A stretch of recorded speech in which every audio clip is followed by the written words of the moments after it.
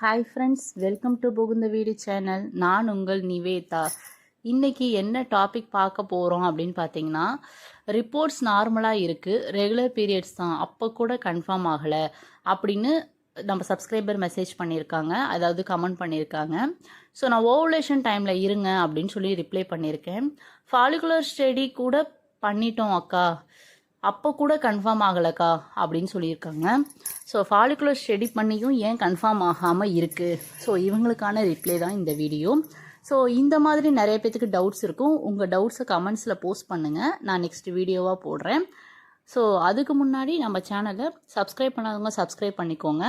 என் phone number நான் ஸ்க்ரீனில் கொடுக்குறேன். உங்களுக்கு விருப்பம் இருந்தால் பர்சனலாக ஜாயின் பண்ணிக்கோங்க, இல்லைனா இக்னோர் பண்ணிக்கோங்க. வாங்க வீடியோக்குள்ளே போகலாம்.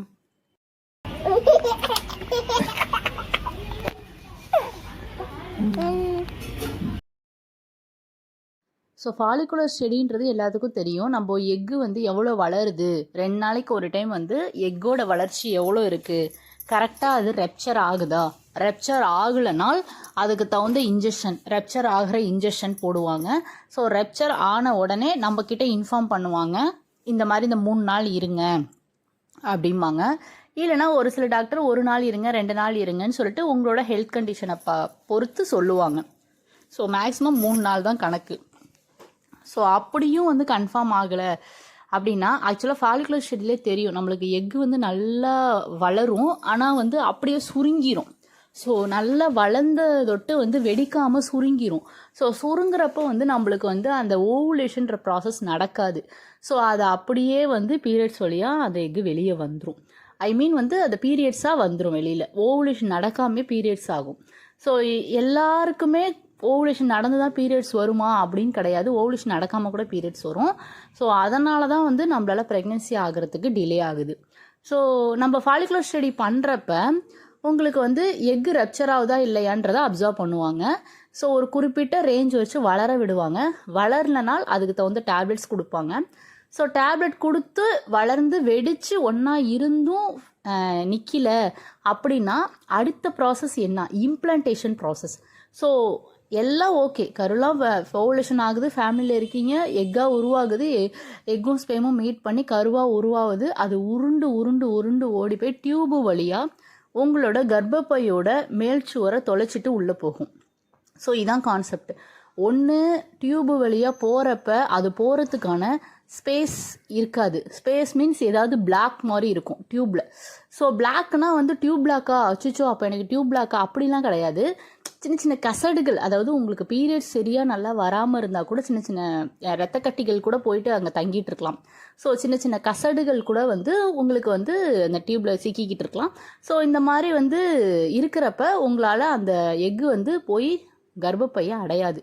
ஸோ அந்த மாதிரி இருக்கிறப்ப வந்து அந்த டியூப் பிளாக்கை சரி பண்ணும். ஸோ அந்த பிளாக்கோட கேட்டகரியை வந்து ஃபஸ்ட்டு அனலைஸ் பண்ணுவாங்க. டியூப்பில் ஏதாவது ப்ராப்ளமா அப்படின்றத பார்ப்பாங்க. இல்லை டியூப்லாம் இல்லை பர்ஃபெக்டாக இருக்குது, எல்லாமே பார்த்தோன்னே நல்லா இருக்குது, ஒன்றும் ரிஸ்க் மாதிரி தெரியல அப்படின்னா உங்களோட எண்டோமெட்ரியத்தோட திக்னஸ் பார்ப்பாங்க. எண்டோமெட்ரியம் அப்படின்னா உங்களோட கர்ப்பவாயோட மேல் பகுதியை தான், அந்த மேல்புற சுவரை தான் நம்ம எண்டோமெட்ரியம்னு சொல்லுவோம். அந்த எண்டோமெட்ரியத்தோட திக்னஸ் வந்து ஒரு குறிப்பிட்ட ரேஞ்ச் வரைக்கும் இருக்கணும். ஐ மீன் 16 mm வரைக்கும் இருக்கணும். உங்களுக்கு வந்து ஓவுலேஷன் டைமில், ஓவுலேஷன் ஆஃப்டர் ஓவுலேஷன் 16 mm வரைக்கும் இருந்தால் உங்களால் அந்த அந்த எண்டோமெட்ரியத்தோட திக்னஸை தொலைச்சிட்டு உள்ளே போகிறதுக்கு கரெக்டான எண்டோமெட்ரியத்தோட சைஸு. ஸோ உங்களுக்கு வந்து 4 mmலேருந்து ஸ்டார்ட் ஆகும். பீரியட்ஸ் டைமில் வந்து அந்த எண்டோமெட்ரியத்தோட திக்னஸ் வந்து 4 mm இருக்கும். அதுக்கப்புறம் கொஞ்சம் கொஞ்சமாக அப்படியே தடிமன் ஆகும். ஐ மீன் வந்து மொத்தமாக ஆகும். அந்த எண்டோமெட்ரியத்தோட திக்னஸ்ஸு மொத்தமாக ஆக ஆக ஒரு 16 mm வரைக்கும் கரெக்டாக இருக்கும். அது வந்து கம்மியாக இருக்கவும் பிரச்சனை, அதிகமாக இருந்தாலும் பிரச்சனை. எதனாலனா இப்போ ஒரு கரு வருது, வேகமாக உள்ளே போகுது, அந்த திக்னஸ் கம்மியாக இருந்ததுன்னா போன வேகத்துக்கு வந்து வெளியில் வந்துடும். ஸோ அதனால் திக்னஸ் கம்மியாகவும் இருக்கக்கூடாது. சரி ஓகே, இன்னும் கொஞ்சம் அதிகமாக இருக்குது அதோட திக்னஸ் அப்படின்னா வேகமாக உள்ளே போய் இடித்து பார்க்கும், அதால் உள்ளே போக முடியாது. ஸோ ரொம்ப கொஞ்சம் ஹார்டாக இருந்தால் உள்ளே போக முடியாது, ரொம்ப மெலிசாக இருந்தால் போன வேகத்துக்கு வெளியில் வந்துடும். ஸோ இதுதான் கான்செப்ட். ஸோ உங்களோட திக்னஸோட அளவு எவ்வளோ அப்படின்றத டாக்டர் கன்சல்ட் பண்ணுவாங்க, பார்ப்பாங்க. சரி அது கம்மியாக இருந்தால் கரெக்டான சைஸு வரத்துக்கு வந்து உங்களுக்கு வந்து டேப்லெட்ஸ் ப்ரிஃபர் பண்ணுவாங்க. இல்லை அப்படின்னா உங்களுக்கு ரொம்ப அதிகமாக தான் அது குறையிறதுக்கு டேப்லெட் ப்ரிஃபர் பண்ணுவாங்க. இதுதான் கான்செப்ட். ஸோ இது எல்லாமே பர்ஃபெக்டாக நடந்து, இம்ப்ளான்டேஷன் எல்லாமே பர்ஃபெக்டாக நடந்து அதுக்கப்புறம் மிஸ்கரேஜ் ஆகாதபடி பாதுகாப்பாக நீங்கள் வச்சுக்கணும். ஸோ இதான் கான்செப்ட்டு. ஸோ ஃபாலிகுலர் ஸ்டடி பண்ணி ஏன் இது கன்ஃபார்ம் ஆகணும்னா அடுத்த ஸ்டெப்பு டாக்டர் ஆட்டோமேட்டிக்காகவே எடுப்பாங்க. டேப்லெட்ஸ் எடுத்துக்கோங்க. நீங்கள் அந்த எண்டோமெட்ரியத்தோட திக்னஸ் இன்க்ரீஸ் ஆகிறதுக்கு என்னென்ன ஃபுட்டு எடுக்கணுமோ அதுக்கு தகுந்தாப்புல எடுத்துக்கோங்க. என்ன ஃபுட்டு எடுக்கிறது சிஸ்டர் அப்படின்னா, எண்டோமெட்ரியம் திக்னஸ் இன்க்ரீஸ் ஃபுட்டு அப்படின்னு புகுந்த வீடுன்னு போட்டிங்கனாலே வந்துடும் நம்ம வீடியோ. சரி, எண்டோமெட்ரியம் திக்னஸ் டிக்ரீஸ் ஃபுட்டு புகுந்த வீடு அப்படின்னு சர்ச் பண்ணாலே நம்ம வீடியோ வந்துடும். ஸோ அதில் நம்ம வந்து ஃபுட் சைக்கிள் வந்து ஷேர் பண்ணியிருப்போம். ஸோ ஃபுட் சைக்கிளை வந்து நீங்கள் பார்க்குறப்ப அதை எடுக்கிறப்ப நம்மளால் முடிஞ்ச ஒரு இம்ப்ரூவ்மெண்ட் வந்து கிடைக்கும், அவ்வளோதான். ஸோ அதோடு சேர்த்து டேப்லெட்டும் எடுத்தால் தான் முழுமையான ஒரு கரெக்டான சைஸ் வளர்கிறதுக்கு நம்மளுக்கு ஹெல்ப்ஃபுல்லாக இருக்கும். எல்லாமே நம்மளால் ஹோம் ஃபுட்டு, ஹோம் ரெமெடிஸில் எடுக்க முடியாது. எதனாலன்னா எல்லாத்துலேயும் கலப்படம் வந்துருச்சு. ஸோ எது ஒன்றுமே வந்து உங்களுக்கு பர்ஃபெக்டாக கிடையாது. நம்ம ஃபுட்டு எல்லாமே அந்த காலத்தில் சாப்பிட்ட ஃபுட்டே வேறு, இப்போ நம்ம சாப்பிட்ற ஃபுட்டே வேறு. ஸோ அதனால் இதை மட்டும் எடுத்துக்கிட்டால் போதும் அப்படின்னு என்னால் அஷூரன்ஸ் கொடுக்க முடியாது. ஸோ அதோடு சேர்த்து டேப்லெட்ஸும் எடுத்து பக்காவாக டயட்டில் இருந்தீங்கன்னா கன்ஃபார்ம் ஆகிடும். ஃபஸ்ட்டு பயப்படாதீங்க, நம்பிக்கையாக இருங்க. இவங்களுக்கு மட்டும் நான் சொல்லலை, ஜென்ரலாக நான் சொல்கிறேன். நீங்கள் எது நினைக்கிறீங்களோ அதுதான் நடக்கும்.